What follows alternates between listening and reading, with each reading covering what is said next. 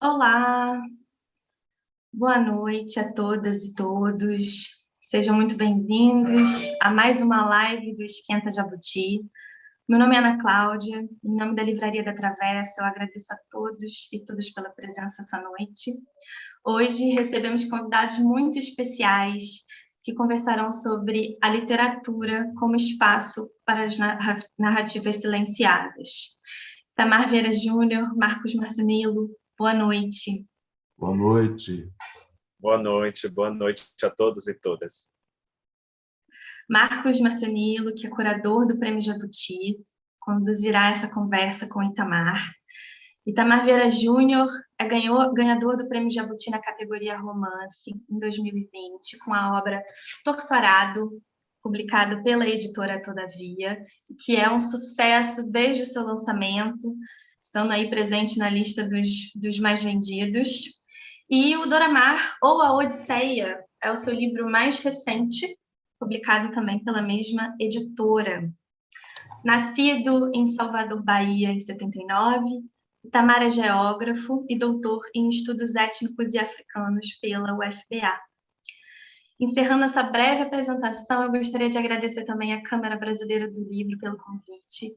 Para nós é uma grande honra fazer parte do Esquenta Jabuti, esse circuito de lives que acontece em parceria com diversas livrarias e que tem aberto espaço nas suas redes sociais para ampliar o alcance do prêmio e aproximar os leitores dos autores e obras vencedoras em diversas edições. Queria dizer que quem está nos assistindo agora ao vivo pode mandar perguntas pelo chat, que durante a conversa a gente vai fazer a seleção dessas perguntas, né? Vou enviar para o Marcos. Marcos, passo a palavra para você. Desejo uma ótima conversa. Boa noite. Boa noite. Ana Cláudia, muito obrigado pela oportunidade. Eu quero agradecer demais ao apoio que a Travessa, o Rui Campos, tem nos dado nessa iniciativa do Esquenta Jabuti. Muito obrigado, é uma alegria estar na Livraria Travessa, que é sempre tão acolhedora, física e remotamente. Muito bem. Itamar, que honra poder conversar com você sobre a sua obra, que representa muito esse momento e essa necessidade de se fazer no Brasil essa atitude de dar voz a narrativas silenciadas. E eu queria te dizer rapidamente que, como um leitor nordestino, eu vejo, especialmente em Torturado, o fundo histórico daquilo que você transforma em literatura. Aquele momento em que você fala das terras do Senhor Bom Jesus é uma realidade histórica. Na minha infância, no interior de Pernambuco, havia a coleta anualmente, uma pequena taxa a título de IPTU, mas que era chamada de coleta sob a justificativa de que as terras pertencem a Nossa Senhora. Então, a gente encontra no seu texto quem viveu essas realidades que você traz para a literatura, dando voz a essas realidades, se identifica imediatamente. Então, é uma surpresa imensa poder ver o geógrafo se apossando da história e transformando essa história e essa geografia em literatura.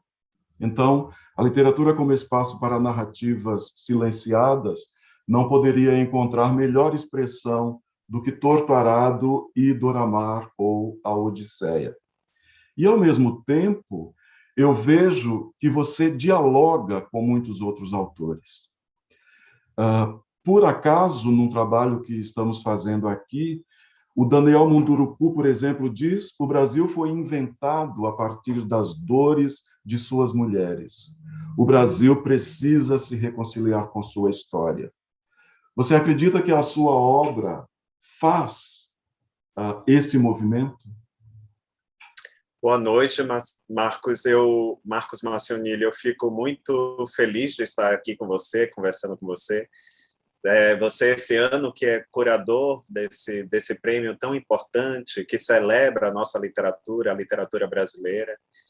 Quero agradecer também à Livraria da Travessa, né, por mediar, nos colocar nesse espaço e ajudar a promover o Prêmio Jabuti, a nossa literatura.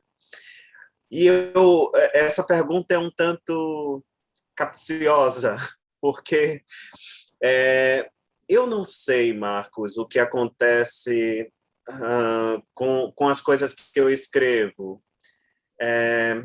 Acho que as mesmas coisas que me mobilizam a ler, né, me atraem numa história, me atraem por um livro, por uma narrativa, terminam sendo as mesmas coisas que me atraem para a escrita. Então, a escrita literária é esse terreno onde eu vou me descobrindo, onde eu vou descobrindo a minha história, onde eu vou descobrindo a história das pessoas que me cercam, a história do chão que eu piso. E por que tudo isso, né? Eu diria que, no fundo, são coisas que me perturbam, que me incomodam. Se não fossem coisas incômodas, né, que não se demonstrassem incômodas para mim, talvez eu não falasse sobre elas.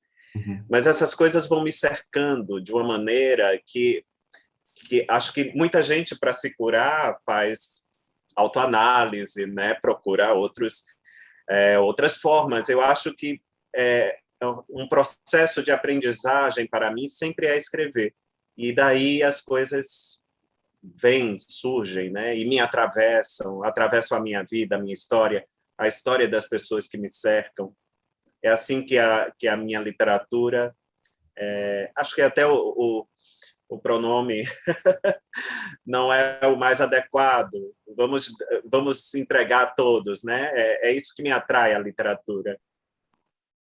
Pois é, mas esse mesmo movimento eu vejo nos leitores também.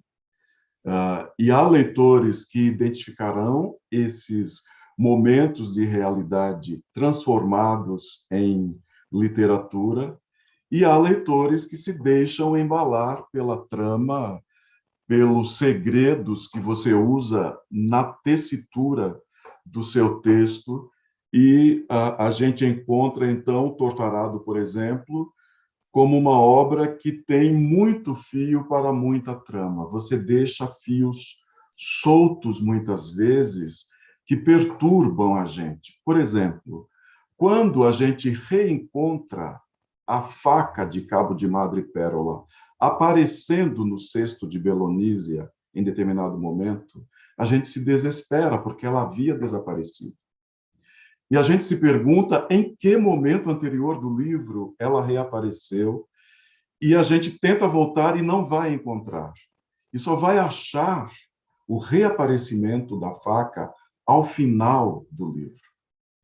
O mesmo você faz com a personagem que eu te disse há pouco, me tomou quando li o conto Alma, de Dora Maar, ou A Odisseia.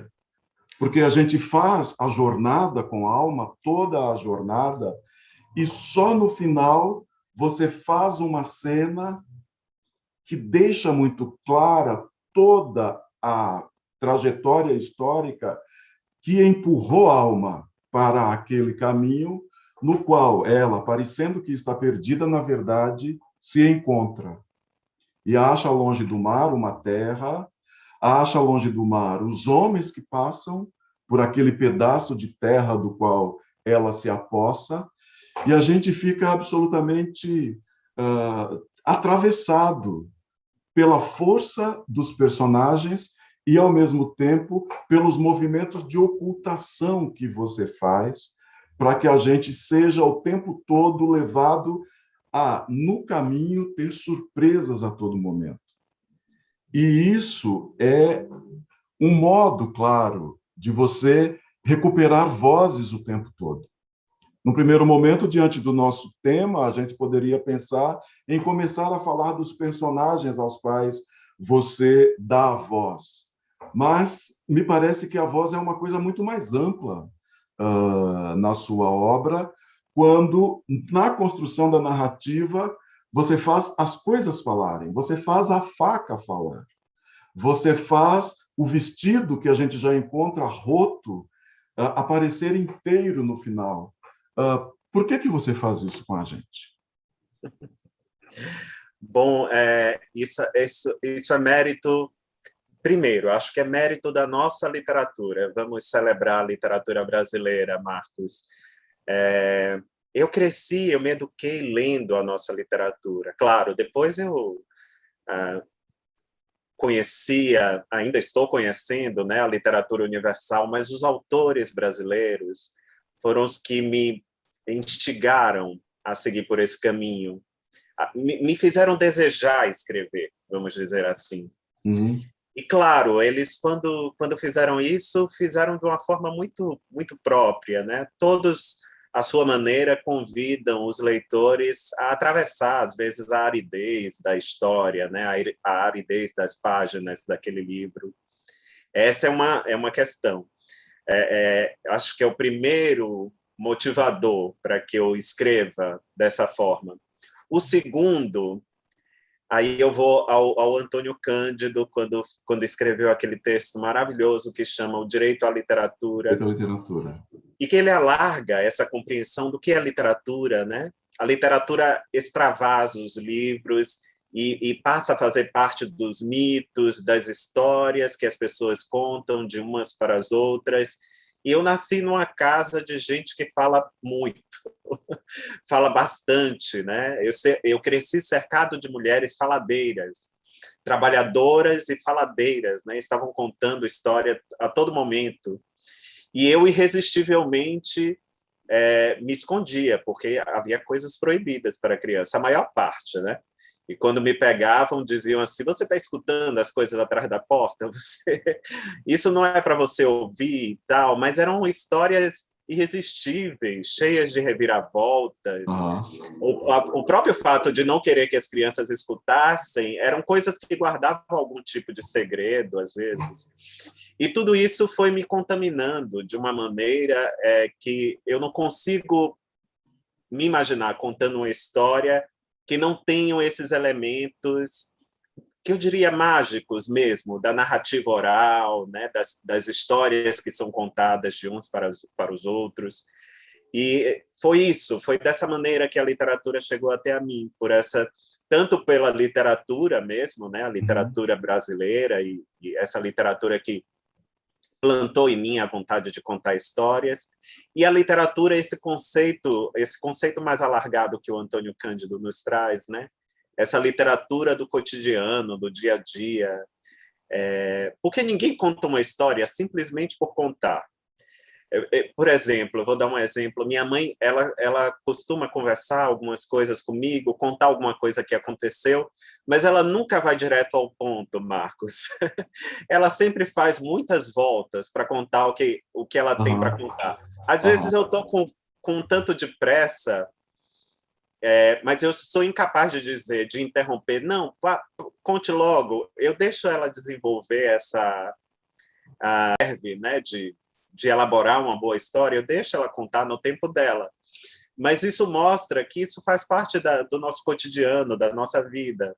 O que eu faço eu não me contentei apenas em falar as histórias, eu também registro, escrevo. Acho que a diferença é essa. Pois é. E não por acaso, quando você menciona as mulheres com sua presença determinante no seu imaginário e também posteriormente, atualmente, na sua criação, aparece uma pergunta que nos leva para Torto Arado, do Instituto Satia, perguntando: você viveu em algum quilombo e isso o inspirou a criar Bibiana e Belonísia? Bom, eu não vivi em um quilombo, mas meu pai viveu numa comunidade que não se autodeclara quilombola, mas tem todos os atributos de uma comunidade quilombola, né? E eu trabalho há mais de 15 anos como servidor público, atravessando o campo da Bahia, morei no Maranhão também, trabalhei durante muito tempo no Maranhão, E meu contato com as comunidades quilombolas, indígenas, ribeirinhas e outras comunidades tradicionais se deu nesse contexto. Não satisfeito, eu ainda enveredei, fui estudar mais, né? Eu já era formado, já era geógrafo formado, e fiz mestrado, depois eu fiz doutorado, e enveredei por esse caminho estudando a formação de grupos étnicos no interior do Nordeste brasileiro, e pude me aprofundar mais nessa questão, né? E foi assim que Bibiana e Belonísia não são inspiradas literalmente em pessoas reais, mas eu posso dizer que elas são atravessadas por muitas histórias que eu também pude ouvir no campo, né? Ou seja, muito da personalidade de muitas mulheres, desde as mulheres da minha casa, né, da minha família, até as mulheres camponesas. Então, elas não são inspiradas numa personagem única, mas são atravessadas por essas mulheres que eu encontrei em meu caminho. Eu tenho clareza de que as mulheres tão silenciadas por tanto tempo recebem voz plena na sua obra, né? Esses personagens que nos impressionam tanto, Bibiana e Belonísia, Salu, a própria alma de quem eu estou, por quem eu estou possuído, como numa das cenas de sincretismo religioso que você cria nas cenas de Torto Arado, e a própria figura do Zé do Chapéu Grande, que você decide dar a ele uma orixá feminina que ele precisa receber nas sessões de jaré que ele faz na própria casa. Então, a gente vê o feminino o tempo todo tecendo as narrativas, como realmente acontece o tempo todo na vida que a gente leva, né? Então, fala um pouco mais desse feminino, como é que você o enxerga e como é que ele atravessa você a ponto de dar o chão daquilo que você escreve. Porque Dora Maar, por exemplo, eu anotei aqui, afinal, o que Dora Maar espera de um fim de tarde, né? A pergunta que você mesmo faz. O que me lembra imediatamente a pergunta clássica, o que querem as mulheres, né? Então, fala um pouco, aproveitando a pergunta do Instituto Satia, do feminino na sua escrita, por favor. Bom, enquanto eu falava das mulheres trabalhadoras e faladeiras, inevitavelmente eu já estava dando uma pista, né? Uma pista da minha história. Cresci numa sociedade, comunidade, vamos dizer assim, patriarcal, né? Os homens trabalhavam, claro, mas achavam que assuntos de família era para os cuidados das mulheres. Então, a educação dos filhos, né? Tudo que se resumia, tudo que dizia respeito à casa e aos filhos era a responsabilidade delas. Não por acaso, acho que eu cresci com essa visão bastante forte de que as heroínas, né, as grandes personagens, eram elas simplesmente pelo fato de estar na companhia delas o tempo todo, né? Elas é que eram contraditórias, elas que levavam muitas vezes cuidavam de suas famílias na ausência dos homens da casa, seja por morte ou porque deixassem elas, né? E tudo isso me fez ver um personagem, a mulher como uma personagem bastante forte, né? E cheia de possibilidades. Então, tudo que dizia respeito ao universo feminino foi me cativando dessa maneira.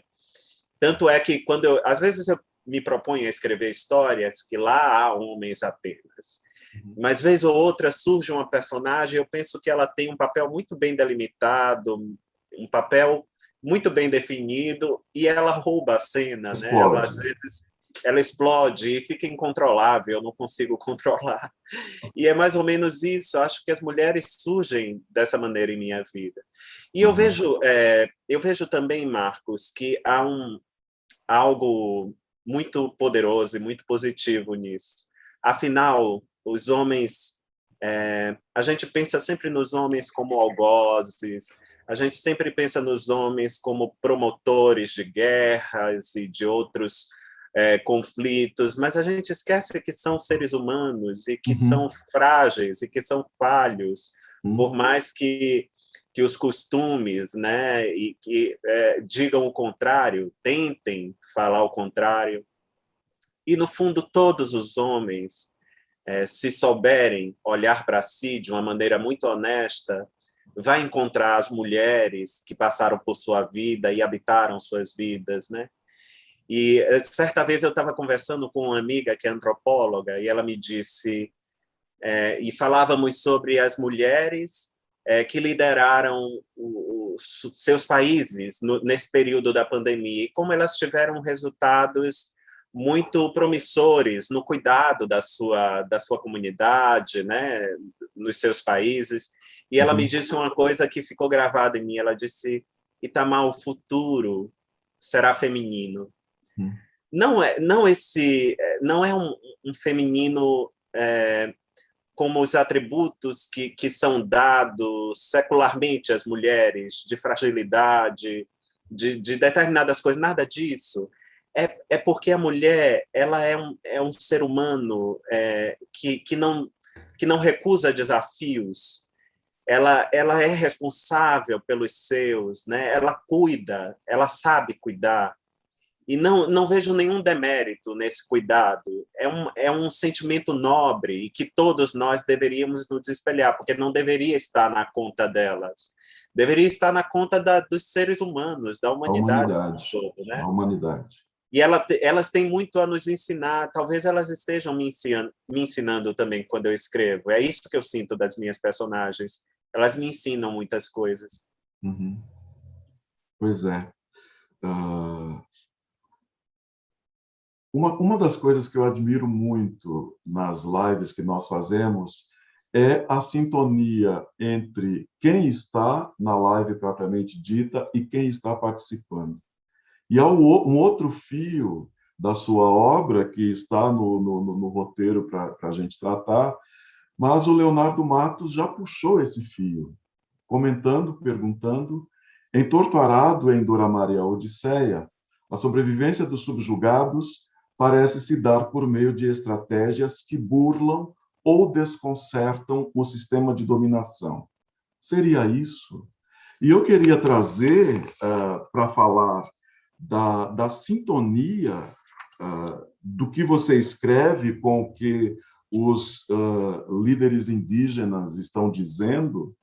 O Ailton Krenak, num evento no Instituto Itaú Cultural, diz: e os xamãs estão avisando, o céu vai cair sobre nossas cabeças.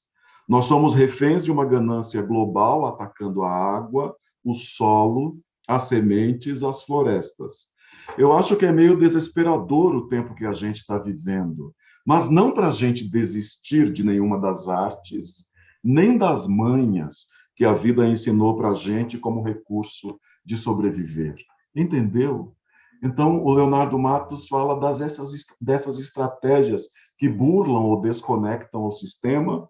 O Ailton Krenak fala das artes e das manhas que a vida ensina para a gente, e os leitores leem na sua obra o registro dessas estratégias.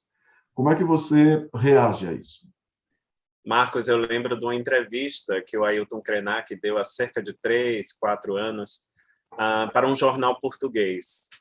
Acho que, se não me engano, foi no período que ele lançou Ideias para Adiar o Fim do Mundo. E ele falou algo interessante. Ele falou sobre o genocídio indígena, né? Sobre tudo que vem acontecendo há séculos neste país. Ele fez uma denúncia, mas ele disse algo que eu achei tão poderoso, né? E que é inevitável não pensar nisso. Ele disse: nós atravessamos todas essas adversidades, né? Todo esse crime, toda essa gana de nos eliminar, e ainda estamos aqui. Atravessamos tudo isso e sobrevivemos. E ele olhou para o entrevistador e eu vou reproduzir, eu estou usando um tanto de literatura aqui para contar para vocês, porque pode não ter sido bem assim. mas ele olhou para o jornalista e disse: eu me preocupo é com vocês, que sempre venceram, né? O que será de vocês quando o céu desabar, vamos pensar assim, ou quando o mundo ruir? Nós já temos expertise em sobreviver. E vocês, que sempre fizeram o contrário, o que será de vocês, né? Acho que é isso. Essa frase, esse texto do Ailton Krenak resume bem a história dessas personagens, falando já para o Leonardo, né? Essas estratégias de sobrevivência, todas essas subversões, elas fazem parte da nossa humanidade e da humanidade daqueles que sempre foram vistos como marginalizados, como excluídos, né? Às vezes nós não temos a dimensão do que é estar nesse lugar, né? Do que é viver isso. Mas quando a gente para pensar, quando a gente acolhe o outro, né? Acolhe as histórias do outro, a vida dos outros, a gente descobre que há um tanto de força, de gana, de equilibrismo, há um tanto de vontade de viver, né? Que desafia tudo e a todos, até a destruição. E essas estratégias, elas são poderosas nesse sentido, porque elas lançam para todos nós o magnetismo da vida humana, né? A capacidade de se reinventar, de sobreviver às adversidades. Nós estamos passando por uma adversidade coletiva já há quase 2 anos, né? A pandemia está aí. E veja a quantidade de coisa, a nossa capacidade, mesmo diante de um cenário de imenso luto, a gente conseguiu prosseguir, em parte, transformou as técnicas, né? A internet, os programas, aprendeu a manipular, coisas que a gente não fazia com a mesma frequência antes, e deu prosseguimento à vida. Descobrimos tanta coisa, vacinas, né? Algum tratamento para mitigar a doença. E tudo isso é poderoso, mostra a profundidade da nossa humanidade, né? O que cabe na experiência humana. E a literatura se debruça a todo momento sobre isso. Não a literatura que eu escrevo, a literatura de todos, qualquer livro literário, ele, no fundo, se debruça sobre essa experiência humana. É sobre isso que estamos falando a todo momento. É verdade. Pois é, enquanto você falava, eu estava lembrando dessa necessidade mesmo de pensar em nos opor com inteligência, pensando nas artes e nas manhas que o Krenak anuncia, não é? E você, em algum momento, vai levando o Torturado, por exemplo, para a relativização do religioso e para a aproximação do político. E nós acabamos aprendendo isso quando você recupera a reivindicação que eles fazem de declarar a fazenda um quilombo, ao preço da morte do primeiro que descobriu essa possibilidade. E aí há um pensamento também, eu estou impressionado com a aproximação entre o seu texto e o que os líderes e escritores e artistas indígenas estão dizendo, estão fazendo. O Davi Copenaua diz: a língua capitalista é de vocês. Aprender, pilotar, dirigir, escrever, cantar, usar máquina, destruir, poluir rio. Esse é o papel do conhecimento do homem da cidade.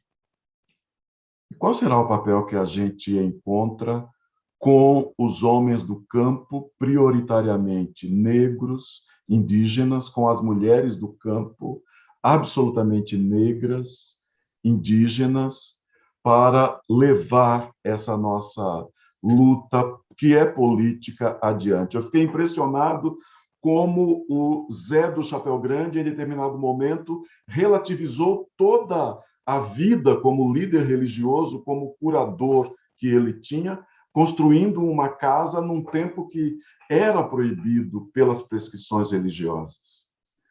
Como é que você enxerga esse movimento, nos juntando todas as nossas vozes silenciadas para fazer o necessário enfrentamento?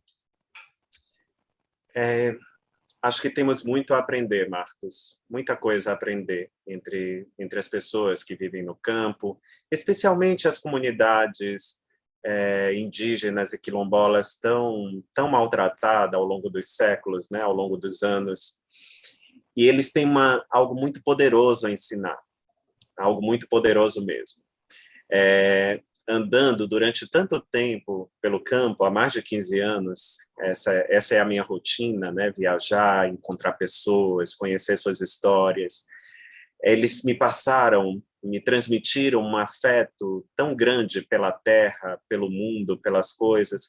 Claro, não é algo maniqueísta, nem desprovido de conflitos, há imensos conflitos, mas neste saldo, no saldo dos conflitos e de todos os afetos que eles têm, os afetos ainda prevalecem, né? E eu via em cada narrativa uma espécie de declaração de amor mesmo, declaração de amor ao mundo, ao outro, à terra. E eu queria capturar essa imagem, né? Essa imagem que é um tanto poderosa, claro, tentando aproximar da vida, dos seus conflitos, né? E de tudo que há. Mas tudo que eles podem nos ensinar também diz respeito às vicissitudes que eles passaram, a tudo que sofreram, para chegar até os nossos dias. E que, por isso, por conta da escassez, né, conseguiram viver uma vida muito menos predatória,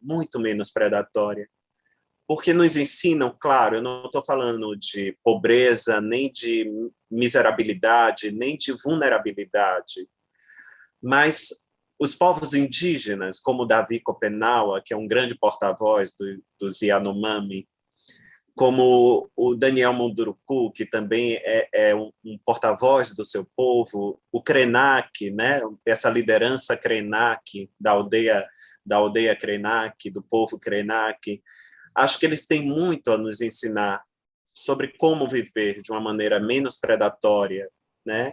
O mundo vive à beira de um colapso, isso não é alarmismo, não é nada disso. As pessoas sensatas, né, as pessoas que se preocupam de verdade com a vida e com o outro, sabem que estamos quase à beira de um colapso, falta muito pouco, né, e acho que precisamos voltar o nosso olhar para essas pessoas, para compreender como durante tanto tempo elas conseguiram preservar, claro, não foram capazes de cuidar de tudo, porque a destruição, né, eles estavam lutando a todo momento contra o Leviatã, era o Estado, né, são os latifundiários, é o agronegócio, muitas vezes, né, que cuida de moer vegetação, animais, fauna, gente, principalmente gente, e eles nos mostram que é capaz, sim, de viver num mundo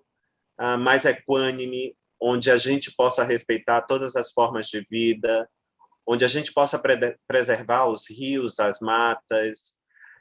A gente está precisando disso, Marcos, estamos precisando de aulas, né?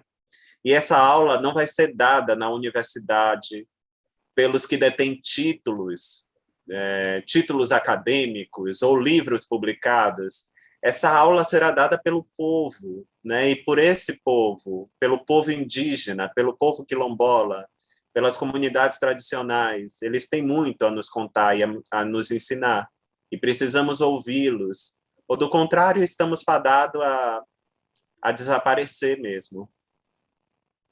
Sim. Eu passo os olhos por Torto Arado e vou encontrando registros disso que você está dizendo. E enquanto eu relia Torto Arado, lembrava claramente daquela técnica dos donos das terras de cederem pedaços Você chama de tabuleiros, e na minha região do Nordeste nós chamamos de chãs. As chãs eram ocupadas, os terrenos mais altos, eram ocupados pelas famílias que trabalhavam nos engenhos de cana. E ali havia a casa, havia um terreno onde eles criavam, plantavam e faziam uma agricultura de subsistência que, em determinado momento, foi absolutamente extinta, porque os senhores de engenho resolveram dar o passo para a plantação de cana, por exemplo, com máquinas, e todas aquelas famílias foram obrigadas a sair daquelas terras que eram emprestadas e foram inchar as pequenas cidades, as vilas. A minha, que é uma vila, já tem favela, já tem periferia, uma vila que tinha 3.000 habitantes. Esse movimento que você registra é um movimento que a gente encontra na realidade, a gente vê acontecer, a gente viu acontecer o tempo todo.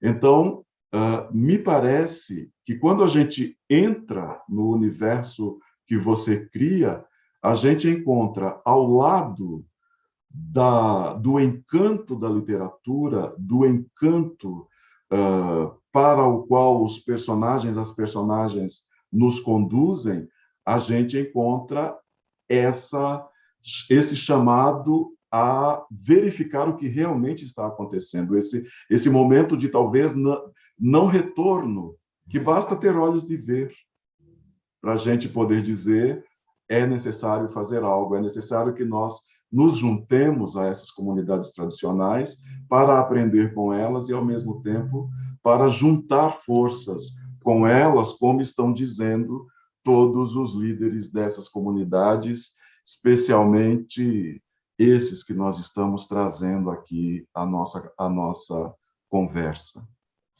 Mas há uma curiosidade, outra que eu trouxe da leitura de Torto Arado, que é esse sincretismo religioso que você registra ali o tempo todo, né?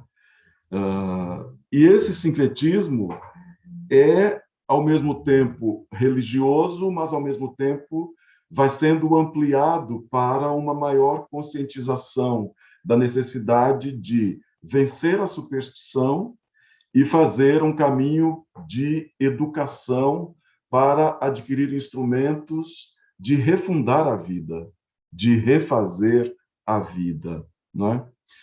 E a transcendência, você aproxima a transcendência como um instrumento que faz com que as pessoas comecem a enfrentar a dureza político, social e econômica, que a gente sabe que é um programa delineado em gabinetes para essas comunidades. Você tem recebido dos leitores algum retorno a respeito disso que você apresenta como possibilidade? Acho que a todo instante, Marcos, os leitores, é possível. Eu não digo que captam essa mensagem, porque, no fundo, eu não queria transmitir nenhuma mensagem. A minha preocupação era apenas literária, era de contar uma história, né? Claro, era uma história que me incomodava, mas ainda assim era uma história. Mas cada leitor vai fazendo a sua própria interpretação. E, é claro, muitos vêm falando sobre o mesmo, né? Todos apontam, uma boa parte aponta para esse caminho. E acredito, sim, que talvez tenha... As pessoas...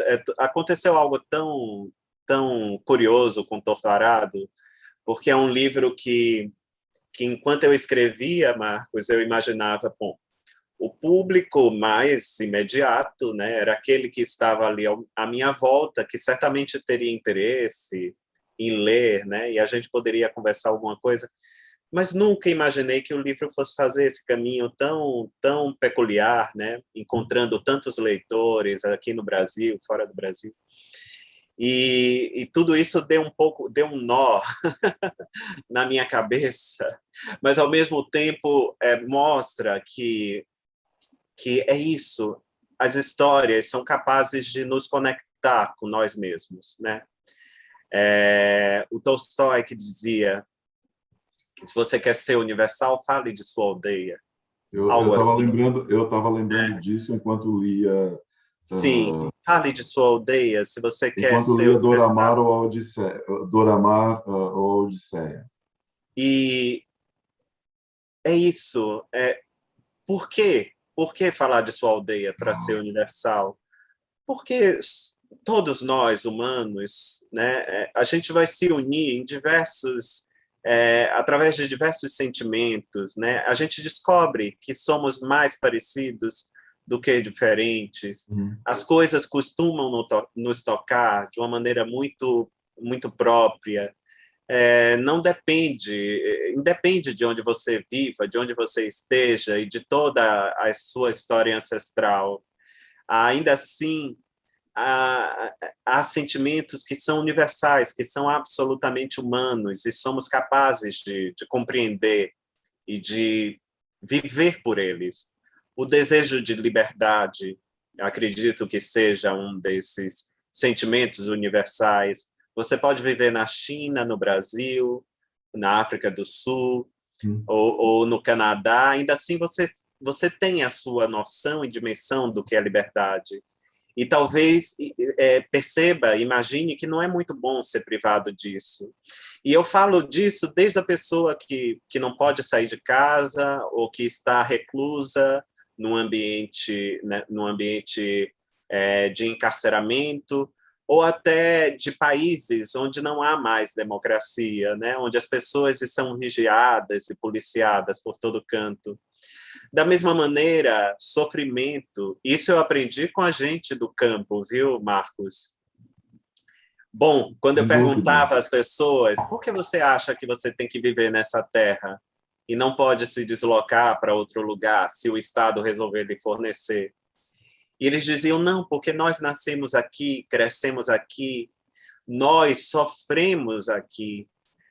E isso me capturou de tal maneira, porque era uma coisa que todos repetiam, nós sofremos aqui. Era como se esse sentimento, o sofrimento, que eu sei o que é, que você, Marcos, sabe o que é, porque qualquer coisa, pela nossa idade, tivemos muitos momentos de aflições na vida, né? O sofrimento já nos assaltou. Pela Né? minha idade, eu sou muito mais velho que você. Pois, eu posso dizer a mesma coisa, que o sofrimento já me assaltou de inúmeras formas, e assalta a todos, ninguém está livre. E a gente sabe o que é o sofrimento, e eles diziam, todos nós sofremos. Era como se o sofrimento fosse o sangue oculto que unia todos eles, mesmo tendo origens distintas, às vezes vieram de lugares distintos, mas fizeram do sofrimento o próprio sangue. Não que seja bom sofrer, ninguém está fazendo uma exaltação ao sofrimento, mas o que eu estou tentando dizer é que nós todos somos conectados por sentimentos que são universais, que é humano. Humano, eu diria mais, são sentimentos dos seres que vivem, dos seres sencientes, porque a gente sofre quando vê um animal sofrer também. A gente sofre quando vê uma árvore sofrer, né? Há muitas pessoas que irão sofrer. E é isso, essa capacidade de comunicação, o sofrimento comunica muitas coisas, assim como a alegria também, os afetos, né, vão comunicar muitas coisas sobre nós mesmos. Olha, eu tenho vontade de que você não pare de falar nunca mais, para continuar ouvindo o que você tem a dizer, além do que você registra nas suas obras. Mas você vai além dessas questões que até agora nós apontamos, a gente encontra muita riqueza de humanidade naquilo que você escreve. Por exemplo, Belonísia, né? Resistindo à violência sexual daquele marido. Resistindo pela ausência, né? Resistindo pela ausência e sempre disposta a reagir se ele passasse para a violência física. Então, você toca nesse ponto.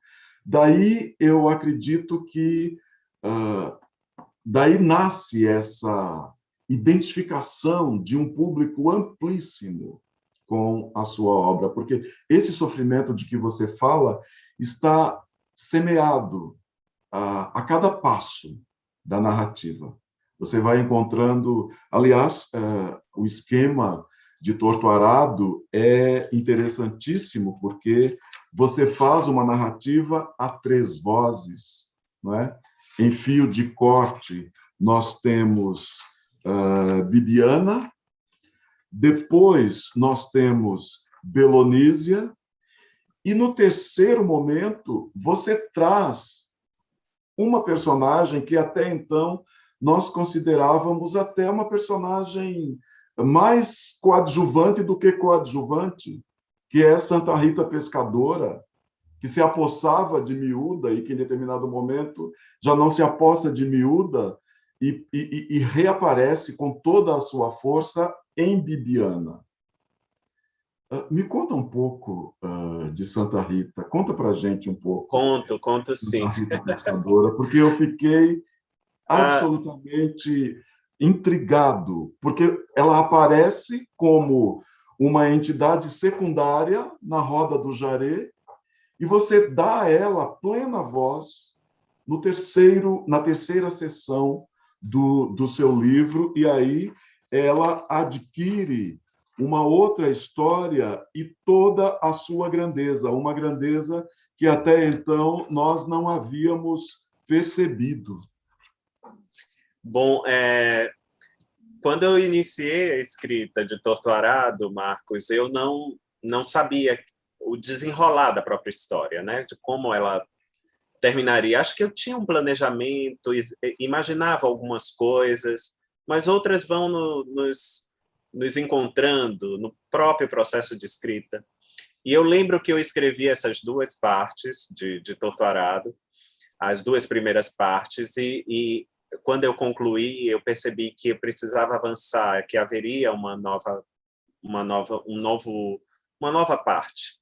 E por um momento eu achei que a história, essa parte da história, fosse contada pela irmã Domingas, a irmã de Bibiana e Belonísia. É o que a gente esperava, mais um humano na cena. Exato. Né? E eu me lembro que quando eu escrevi a primeira frase, se não me engano, foi algo, meu cavalo morreu, aí eu percebi que a narradora não seria uma narradora humana, que seria uma encantada. Meu cavalo morreu e não tenho mais montaria para caminhar. Exato. E aí foi assim, foi algo que veio naturalmente, essa frase veio naturalmente, e ali eu já sabia que não seria a outra irmã a contar essa história, seria a Santa Rita Pescadeira. Mas como? Santa Rita Pescadeira é uma personagem real, vou dizer para vocês, é uma personagem real. Eu encontrei, trabalhando na Chapada Diamantina, comunidades que praticam jaré, e nessas comunidades, quando eles começam a falar sobre o panteão de encantados, caboclos, né, que existe no jaré, sempre aparece Santa Rita Pescadeira, mas havia algo curioso, Marcos. Enquanto eles falavam muito bem de todos os outros encantados, né, eles sabiam a roupa que vestia, as cores que gostava, a comida que gostava, como cantava, como dançava, quando aparecia. Sobre Santa Rita, quando eu questionava sobre essa encantada Santa Rita Pescadeira, eles só sabiam me dizer a pessoa que incorporava morreu, a gente não sabe mais nada. Ela morreu. Só isso justifica o tema da nossa conversa, dar voz, dar espaço a narrativas silenciadas. E eu achei isso tão curioso. Ninguém queria. E eu fiquei muito curioso para saber como era Santa Rita Pescadeira, mas ninguém conseguia me falar. as pessoas já, as tradições vão sendo modificadas, o próprio tempo cuida disso, né? Não são imutáveis, as tradições não são imutáveis, elas são mutáveis também. Eu fiquei tão curioso, e depois ela surge para mim como essa personagem, e eu achei de grande valia, porque, bom, essa encantada que narra a última parte poderia ser Yansan, Santa Bárbara, poderia ser Oxóssi, poderia ser qualquer Tupinambá, poderia ser qualquer outro encantado ou caboclo, mas o fato de ser sobre uma personagem sobre a qual ninguém sabia nada sobre ela, me deu uma certa licença literária, uma licença poética mesmo, para descrevê-la como a minha imaginação pensava. Então, por exemplo, é Santa Rita Pescadeira. Pescadeira não é nem uma palavra que existe no nosso vernáculo, certamente uma corruptela de pescadora. Eu li pescadora, eu li pescadeira, mas eu entendi pescadora. Pescadora, mas ficou pescadeira no imaginário, na linguagem popular. E Santa Rita Pescadeira, eu imaginava, bom, aqui não tem mar, ela pesca nos rios. Se ela pesca nos rios, o que é que ela faz quando ela está no barracão? Eu imaginava os braços dela fazendo o movimento da correnteza do rio. Depois eu imaginei como ela dançava, né? E aí imaginei ela como os pescadores dessas comunidades, jogando uma malha de apanhar peixe, só que no barracão, onde as pessoas vão procurar alívio para as suas aflições, né? Para as coisas que lhe atingem do corpo e do espírito, essa malha apanhava as desgraças das pessoas e levava para longe. Ou seja, tudo isso foi uma composição criativa a partir dessa ausência, né? A ausência sobre a vida, sobre a imagem, né? A imaginação de Santa Rita Pescadeira me deu a possibilidade de criar. A literatura é isso. Está a todo momento criando e recriando histórias para suprir alguma ausência nossa, né? E é muito interessante, Marcos, porque eu costumo dizer que a não ficção, a escrita de não ficção, ela tem um compromisso com o raciocínio lógico, né? Ela tem um compromisso, se for um livro de história, tem um compromisso factual, documental sobre determinados eventos. A literatura, a priori, ela não tem nenhum desses compromissos, mas ela tem um compromisso que eu diria que é mais nobre, porque ela cria uma dimensão subjetiva a partir da vida das personagens. E podemos adentrar, podemos tocar essas subjetividades. Bom, a gente tem o Laurentino Gomes, por exemplo, que está publicando um compêndio sobre a escravidão, um livro maravilhoso, cheio de detalhes, com muitas coisas que não sabíamos, né, e que ele apresenta. A gente consegue imaginar essa tragédia histórica. Mas aí eu vou para Um Defeito de Cor, da Ana Maria Gonçalves, e que ela recria a vida, claro, ficcionalmente, ela recria a vida de Luísa Marim, a mãe de Luiz Gama, através da sua personagem Kende. E naquele romance, que é um compêndio também, né, porque é grande, naquele romance a gente consegue se conectar à subjetividade daquela personagem subjugada pela escravidão, por um sistema escravagista, por um racismo estrutural que nos acompanha há séculos. Ou seja, a gente pode sofrer com a Kende, a gente pode ter coragem e esperança com a Kende. A recriação desse mundo pela Ana Maria Gonçalves nos toca em níveis subjetivos, né? Atinge a nossa subjetividade humana. E isso é poderoso, é isso que me atrai na literatura, é dessa maneira que a Santa Rita se construiu para mim, e fico feliz que ela venha encontrando leitores também. Pois é, mas aí você faz, pelo menos comigo, você consegue justamente o efeito oposto. Como seu leitor, eu encontro a minha história de nordestino aqui. Sim, sim. Por exemplo, a dominação da terra, e você põe isso na boca, na voz de uma entidade secundária num culto de Jaré, não é? A igreja marcou com ferro as árvores com um B e um J de Bom Jesus. Marcou tudo o que podia. Disse que as terras pertenciam à igreja e nós éramos escravos do Bom Jesus. Aqui, imediatamente, você me deslocou para a minha pequena vila no interior de Pernambuco e eu vi o recibinho da coleta, que era o recolhimento anual daquele imposto para a igreja. Então, ao mesmo tempo que você se liberta do rigor acadêmico da história, da geografia, das ciências humanas, você leva os leitores a encontrarem sua própria história, uma história vivida e uma história que deixa marcas. Então, é por isso que eu fico muito curioso com o quanto de história há, e você já revela bastante o quanto de história há na construção de sua literatura. E dessa história de personagens secundários. Você vai aos personagens mais silenciados. Até na escolha da entidade, você escolhe uma entidade em apagamento. Sim. E lhe dá plena voz na trama do seu romance. Mas tem mais gente querendo participar da conversa, eu não quero monopolizar a conversa. O Instituto Satia diz que quer fazer mais uma pergunta para o Itamar. Sim, sim. Vamos fazer. Se você é frequentador do Jaré, e se há um personagem entortarado específico que se assemelhe ao Itamar. São duas perguntas, então, Satia. É uma boa pergunta essa. Vou tentar responder sobre o Jaré. É muito interessante porque eu não sou religioso. Eu tive uma formação católica, né? Fiz primeira comunhão, vivia numa família profundamente católica, mas como eu nasci e cresci na Bahia, então eu sempre estive cercado por todas as manifestações que fazem parte da nossa existência nessa cidade, né?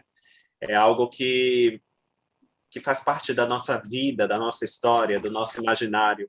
Até pouco tempo atrás, eu morava numa casa que, durante um tempo, tinha um terreiro de candomblé atrás. Então, eu ouvia todos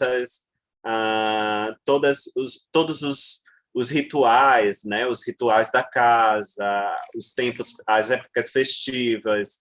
Eu ouvia as manifestações. E trabalhando no campo, na Chapada Diamantina, eu encontrei o Jaré, que eu sequer sabia que existia, isso há mais de 10 anos, e fiquei intrigado, né? Mas não com a dimensão mágica, a dimensão religiosa da prática. Eu fiquei muito interessado pelo Jaré, pela dimensão social, antropológica mesmo, de como uma prática religiosa, né, cria um sentido de parentesco entre pessoas de origens diferentes, ou seja, ali é uma figura central do curador ou da curadora, pode ser uma curadora também, do pai ou da mãe de santo, que o curador é isso, né? É um pai ou uma mãe de santo, e todos que praticam são seus filhos, né? Desculpa, Itamar. Sim, Aliás, sim. a imagem que você diz da mão do Zé do Chapéu Grande Sim. sobre a cabeça das pessoas, e no caso da morte dele, é preciso arrumar um rito, um modo para retirar a mão de um morto de sua cabeça. É impressionante. Sim, isso existe na prática, né? Isso foi um dado que eu percebi que existia, que as pessoas falavam. Mas eu fui levado, Marcos, a minha curiosidade pela prática se deu nesse sentido, de pessoas que vivem uma história bastante adversa, pessoas que estão em situação de muita vulnerabilidade histórica mesmo, né? Porque são descendentes de escravizados, né? Esse legado da escravidão ainda é muito marcante, muito presente na vida deles, e que tinha tudo para serem exterminados, vamos dizer assim, né? Pela própria história, pelo próprio Estado, moendo gente, moendo pessoas. Mas o Jaré deu um sentido de comunidade, né? E ajudou que eles atravessassem um tempo. Tudo isso despertou em mim interesse nessa prática. E é claro, quando você ouve falar em encantados, encantadas, quando você vê um curador se debruçar sobre alguém que precisa dos seus dons, e ele se debruça para curar, fazer uma cura, vamos dizer assim, integrada de corpo e espírito, se apropriando de elementos da natureza, de elementos da flora, da fauna, né? Tudo isso soa tão poderoso. Isso mostra, é um retrato do Brasil, né? Da nossa diversidade e do quanto de beleza que há no nosso mundo. Mas foi por isso, não foi por um sentido religioso que eu fui atraído. Foi por um sentido mais sociológico, antropológico, acredito. E a pessoa ainda pergunta, a Instituto Satia pergunta se há um personagem torturado que Sim. se assemelha a você. Eu acho que um pouco de cada. Acho que há um pouco do Inácio, há um pouco do Severo, há um pouco da Bibiana, da Belonísia. Os personagens carregam um pouco de mim. Sempre carregam. Eu sempre me identifico com eles. Agora, eu tenho, Itamar, uma curiosidade de editor. O seu livro em Portugal foi revisto para se aproximar do português europeu ou circula na versão original? Circula na versão... Ele foi primeiro publicado em Portugal, não é isso? Foi. Doutorado, gente, foi primeiro publicado em Portugal. Foi publicado em Portugal primeiro. Vou contar essa história, Marcos, porque eu tinha escrito o livro, eu já tinha 2 livros de contos publicados que saíram no Brasil por pequenas editoras e porque ganharam prêmios ou editais. Eu não tinha contato com editoras que faziam livros circular nem nada, e quando eu escrevi o romance, eu digo, olha, eu não vou mandar para as editoras que estão aqui, porque eu sou um desconhecido, ninguém vai ler essa história. Então, uma forma de apresentar essa história e saber se ela tinha algum valor, né? Claro, mas havia inúmeras obras com valor, acredito, inúmeros concursos, mas eles têm que escolher um, né? Então, casa com... há um tanto de sorte também ao júri ali que julga. Se fosse outro júri, certamente teria um olhar para outro livro. Mas eu disse, é uma maneira de, se esse livro tiver algum mérito, ele será publicado, né? E submeti, mas eu juro que eu não fiquei... não criei expectativas. Inclusive, eu estava com um projeto de escrita de um novo romance, não comecei a escrever, mas eu estava trabalhando nele, né? Trabalhando na ideia, fazendo anotações, e aí o livro foi publicado em Portugal antes, só por isso. O que foi bom, porque ele foi publicado porque ganhou um prêmio, e acho que o interesse de editoras aqui em publicar foi também porque o livro ganhou esse prêmio lá. Mas a versão que circula em Portugal é igual à brasileira, não há diferença, não. Muito obrigado. Eu achei curioso. Muito obrigado, né? por isso. Muito obrigado por isso.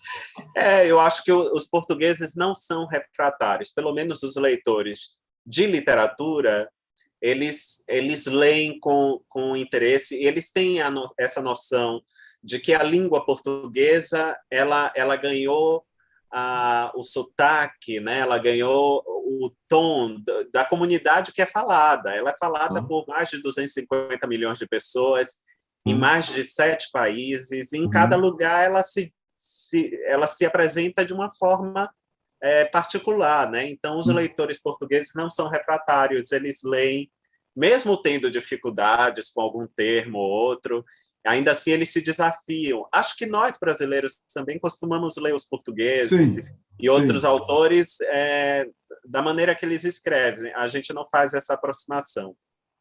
É a mesma atitude da Sim, Raquel de Queiroz, que não permitia que seus textos sim, fossem traduzidos para o traduzido, português sim. europeu, e é a mesma atitude do Saramago em Sim, relação a nós, quando não permitia que o seu texto fosse verdade.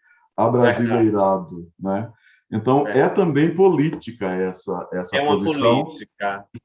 É uma circular. política, e isso acho que só nos une ainda mais, Marcos, o interesse pela mesma língua, né? Afinal, falamos a mesma língua, escrevemos na mesma, entre aspas, língua, mas são línguas que ganhou densidade e profundidade em cada lugar que é falada.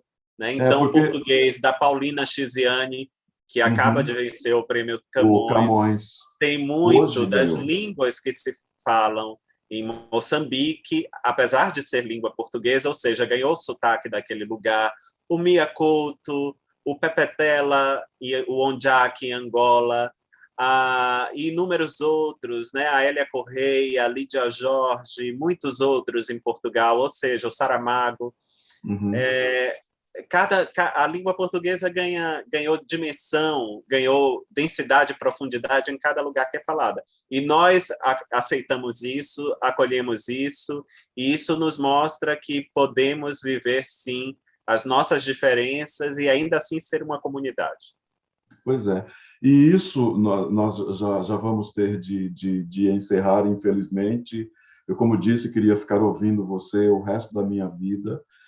Você faz com os brasileiros, em o espírito, abolir das coisas. Eu fiquei, Sim, já estava te contando, fora do ar, essa sua escrita com a incorporação dos substantivos da língua jarauara ao seu texto. No primeiro momento, a gente estranha, e a partir de um certo ponto, a gente percebe o que você está fazendo. Você está trazendo o substantivo na língua jarauara para o texto, e a gente lê com um prazer imenso de ver como se diz sol, como se diz céu, porque você ali vai registrando.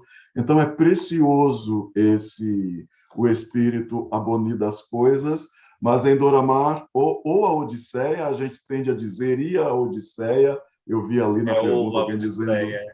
e a Uma homenagem Odisseia, à Odisseia de Homero, né? sim, E sim. essa aventura, essa vida que todos nós vivemos de alguma maneira, cada um vive a sua odisseia, não importa se você onde você está, onde você vive, ainda assim você vai viver essa odisseia pessoal. Quem ainda não leu Doramar ou a Odisseia, corra, porque por duas coisas. Eu mandei o nosso roteiro de conversa para o Itamar e ele respondeu: está bem, a gente pode seguir por aí, mas eu vejo que você se concentrou no Torto Arado.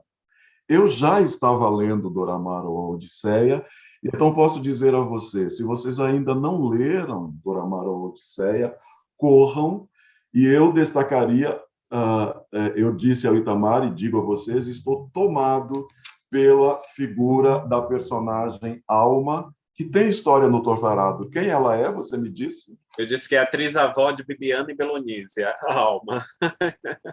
Eu Então, costumo brincar com os leitores, eu digo, é a bisavó, é a atriz-avó de Bibiana e Belonísia. Então, há continuidade, vocês podem correr para ler Doramar ou a Odisseia, para encontrar um Itamar que tem os pés fincados em O Torto Arado, mas leva a gente por paragens completamente inesperadas. Aquela cena da estrada dividida, e a gente não se localiza, a gente se perde naquela situação na Floresta do Adeus, Sim, sim. a fronteira sul, a fronteira norte, uma tentativa de encontro ali. Corram para ver esse Itamar que se manifesta no novo livro com uma clareza e instigando a gente a esperar muito mais. Eu perguntei se ele anda escrevendo, porque ele Sim. anda com uma agenda pesadíssima. Tentando conciliar, Marcos. as atividades, os compromissos e a vocação também, não dá para deixar de lado, né? E a vocação. É. Tamar, muito obrigado por essa conversa no nosso Esquenta Jabuti. Eu quero agradecer, em nome do Conselho Curador do Jabuti 2021, em nome da equipe organizadora, produtora do prêmio, especialmente Evelina Fiscatores e Camila Silva. Agradeço em nome da Câmara Brasileira do Livro. E também a Ana Cláudia me avisou que não volta, e também em nome da Livraria Travessa, que me possibilitou encontrar você fora da foto das redes sociais e poder conversar um pouco com você. Muito obrigado, eu espero que a vida nos dê chances de a gente se encontrar muitas vezes. Muitas vezes. Obrigado também, Marcos. Obrigado pela leitura e pelo entusiasmo da conversa. E agradeço a toda a audiência que nos acompanhou, né? Estaremos de olho, né, no Prêmio Jabuti mês que vem. Queremos saber. Vamos ter dia 9 uma primeira lista, dia 16 uma segunda lista, com os 5 finalistas, e no dia 25 faremos a nossa cerimônia virtual, porque a pandemia não acabou, e nós precisamos manter... O Itamar estava em Portugal e disse que sentia que as coisas estão retornando, Sim, as coisas estão melhorando. retornando, e vamos retornar com os cuidados necessários. Então, a nossa edição do Jabuti este ano será ainda virtual. E vamos ficar de olho para celebrar a nossa literatura, né? A literatura sempre, brasileira. É isso. Sempre, sempre. Muito obrigado. Obrigado. Agradeço a todos e a todas que estiveram conosco.